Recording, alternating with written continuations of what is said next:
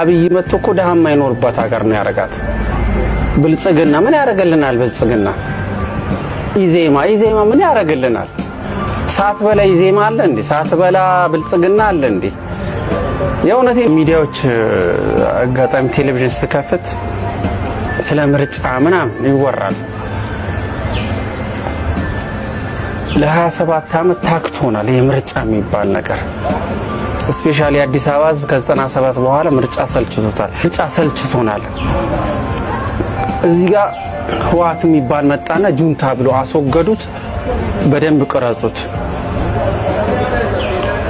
ጁንታ ምናምን ብሎ አስወገዱት። አሁን ደግሞ የመጣው ደግሞ ራሱ ጁንታ ማሊያ ቀይሮ ማለት ነው።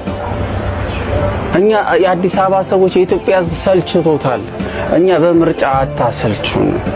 የኢትዮጵያ ህዝብ ስፔሻሊ አዲስ አበባ ህዝብ ማለት ብዙ የብሔር ብሔረሰቦች ህዝብ መኖሪያ ስለሆነ አታታክቱን።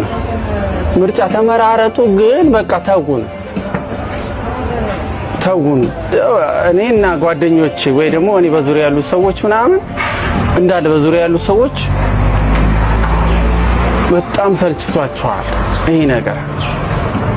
ምርጫ ቦርድ ምርጫ ተመርጦ ማንን ይመርጣል?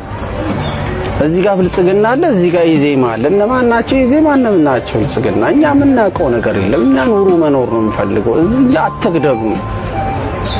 እኛ ግድያን የጠላ ነው። እኔ እዚህ መብራት በወር 200 ብር እየሞላው ከብዶኛል። ይሄን ያስተካክል አብይ እንዳለ አይደለም እሱ ከሌ አይደለም እሱ። ስለዚህ እኛው ምርጫ ሳይሆን ኑሮ እንኑር። የምር ያለቅሳል። በጣም ነው ማዝነው ማለት ነው። የሆነ የምታየው ነገር ያሳዝናል። ብዙ ነገር የሚያሳዝን ነገር ነው ያለው። ስፔሻሊ ሙቪ ብቻ ሳይሆን ላይፍ ላይ እዚህ ጋር እኛ ይሄ ጎተራ ኮንዶሚኒየም ነው ኢንተርቪው ያደረጋችሁኝ ያላችሁት። እዚህ ጋር መጥቶ ቆሎሻች በጠረባ ምናምን ይላል የሆነ ፌደራል እንዳትናገር አይሆን። አሁን ቀር ይላል ታለቅሳ ገብታ ይሄ ሌላ አለ። እናቶች አሉ እዚህ እናቶች ሲለምኑ ይመቷቸዋል።